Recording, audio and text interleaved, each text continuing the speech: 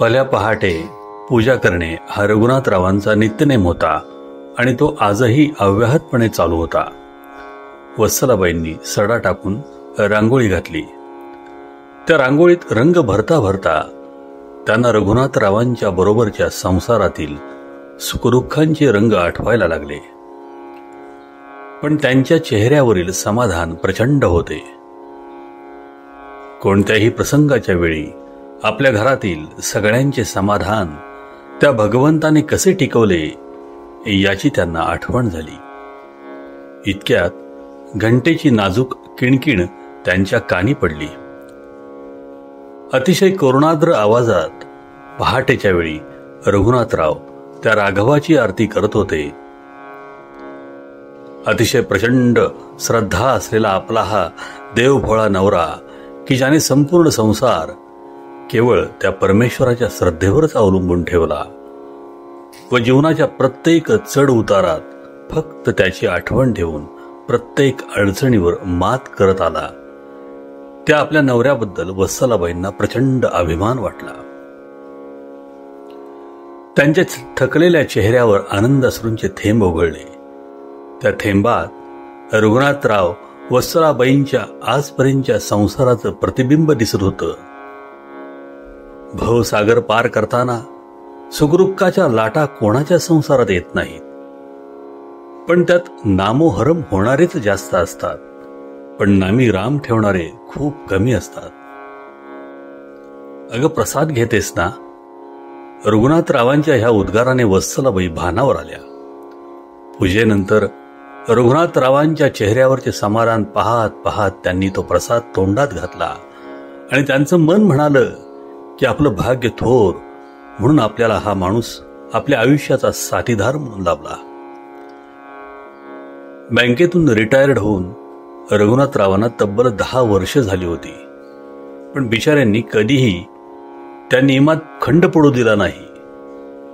रोज भल्या पहाटे उठावं, अगदी गार पाण्यानं स्नान करावं आणि पूजेला बसावं. वत्सलाबाई विचार करत कोचावर बसल्या. रघुनाथराव म्हणाले, अगं गीता कधी येणार म्हणते, सुट्टीला ये म्हणावं जरा मुलांना घेऊन. यावर वत्सलाबाई म्हणाल्या की ती फोन करून सांगते म्हटली, तिच्या मुलांच्या परीक्षा चालू आहेत ना अजून, त्या झाल्या की अगदी 15 दिवस माहेरी राहायला येणार म्हटले. वा, हे खूप छान झालं, असं म्हणून रघुनाथराव आपल्या खोलीत गाथा वाचायला गेले. वत्सलाबाईंच्या डोळ्यापुढे आपली गीता उभी राहिली.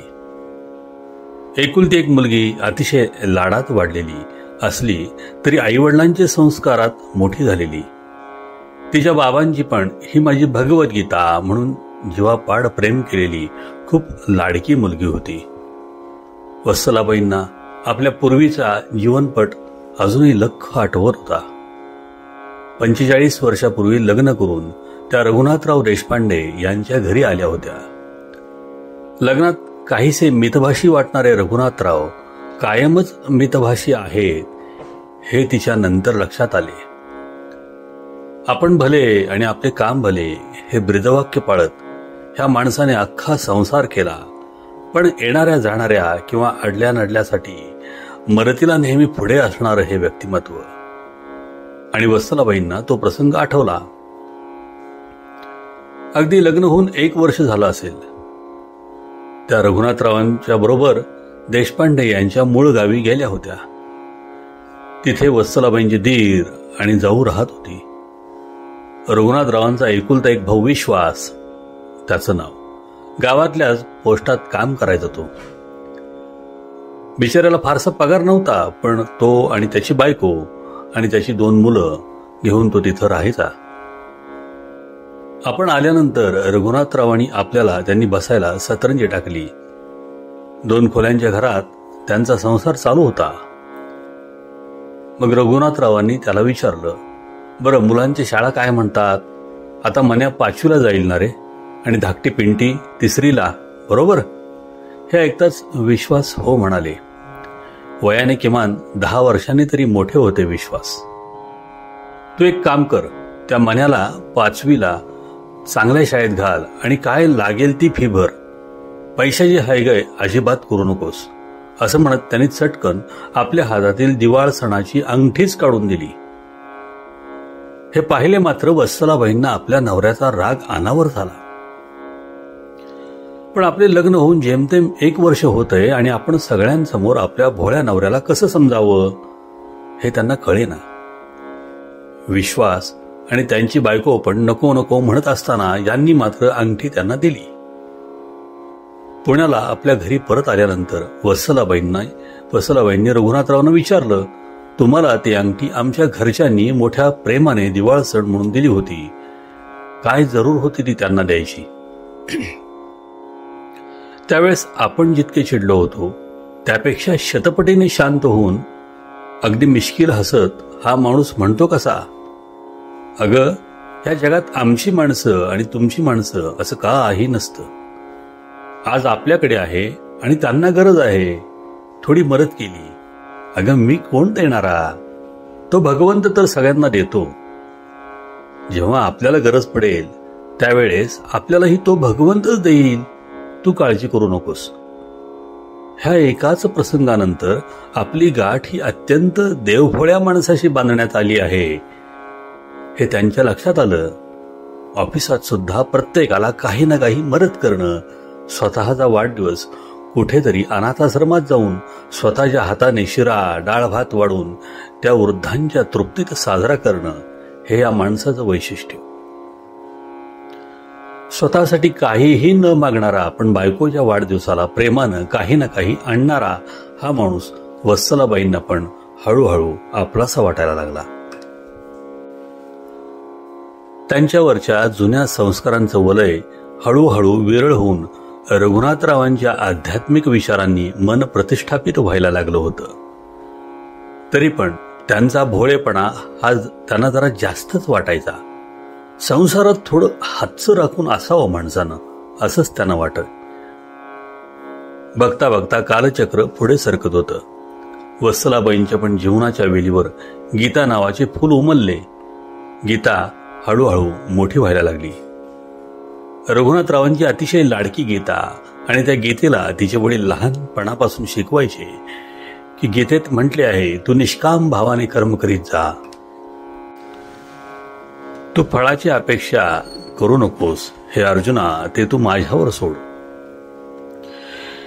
इकडे रघुनाथराव अधूनमधून गावी जात होते. मन्या आता इंजिनियर होऊन चांगल्या कंपनीत नोकरीला लागल्याचं त्यांना कळलं.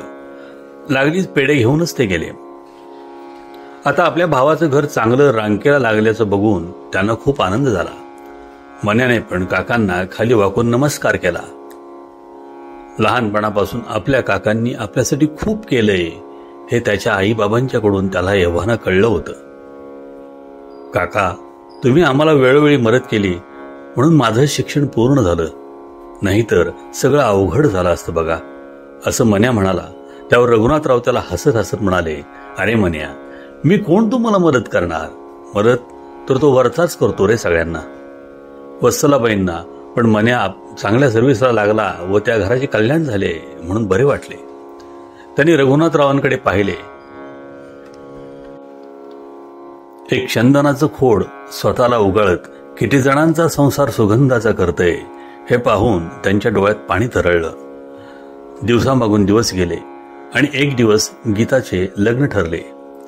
आई म्हणून वत्सलाबाईंना आपल्या पोटचा गोळा आता परक्याला देताना खूप वाईट वाटत होतं.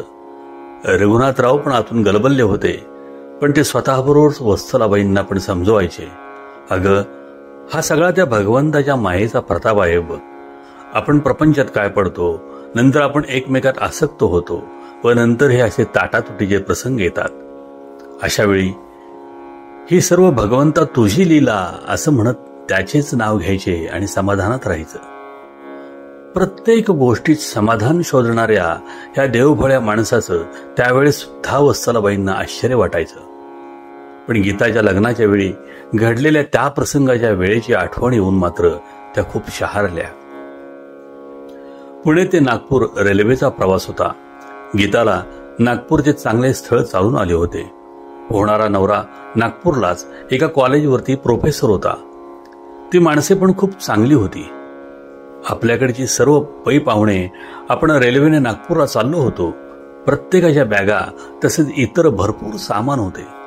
नागपूरला उतरल्यानंतर मात्र फक्त महत्वाच्या 2 बॅगा आणि दोघींच्या पर्स त्यांनी हातात घेतल्या व एक टेम्पो ठरवून आलेल्या सगळ्या पाहुण्यांच्या बॅगा व इतर सामान आणि त्याबरोबर आपली 2-4 माणसे त्यांनी डायरेक्ट कार्यालयाकडे पाठवली. उरलेल्यांनी रिक्षा करून जायचे ठरले.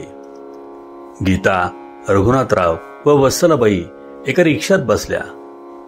त्या दोघींनी आपल्या खांद्याला 2 पर्स लावल्या होत्या. वत्सलाबाईंच्या हातात एक बॅग आणि रघुनाथरावांच्या हातात एक बॅग असे सगळेजण रिक्षात बसले. कार्यालयापाशी पोहोचल्यावर गीता, वत्सलाबाई रिक्षेतून उतरून आपल्याबरोबर एक बॅग घेऊन कार्यालयात गेल्या. रघुनाथराव रिक्षावाल्याला पैसे देण्यासाठी उतरले. तितक्यात एक म्हातारा म्हातारी तिथे आले व रघुनाथरावांच्या पुढे त्यांनी हात पसरला. रघुनाथरावांनी रिक्षावाल्याला पैसे दिले. तो निघून गेला. रघुनाथरावांनी त्या म्हातारा म्हातारीच्या हातात काही पैसे ठेवले व त्यांना तुम्ही काही खाणार का असे विचारले. त्या भुकेल्यांना त्या प्रश्नाचे आश्चर्य वाटले आणि त्यांनी डोळ्यांनीच होकार दिला. लगेच रघुनाथरावांनी समोरच्या गाडीवाल्याला 200 रुपये देऊन ह्यांना काही पाहिजे ते खाऊ घाल म्हणून सांगितले. त्या वृद्धांनी देव तुझं भलं करू असा आशीर्वाद दिला. इकडे रघुनाथराव कार्यालयात गेले आणि वत्सलाबाईंनी त्यांना विचारले, तुमच्या जवळची बॅग कुठे आहे? आणि ह्या प्रश्नावर रघुनाथराव एकदम स्तब्ध झाले. ते म्हणाले, मला वाटलं तुम्ही दोघींनी 2 बॅगा आत नेल्या असाव्यात. अरे बापरे, मी तर ती बॅग त्या रिक्षातून काढायचंच विसरलो. हे ऐकताच वत्सलाबाईंच्या घशाला कोरडच पडली, कारण खूपशी रोख रक्कम आणि त्यांच्या व गीताच्या सगळ्या दागदागिन्यांची बॅग गायब झाली होती. वत्सलाबाईंना तर सगळं कार्यालय आता आपल्याभोवती गरगरतंय असं वाटायला लागलं. तिथं हा प्रकार बघायला आणि कोणी आजूबाजूला नव्हते, पण त्याही परिस्थितीत रघुनाथराव वत्सलाबाईंना म्हणाले, काळजी करू नकोस, तो राम सर्व ठीकच करील.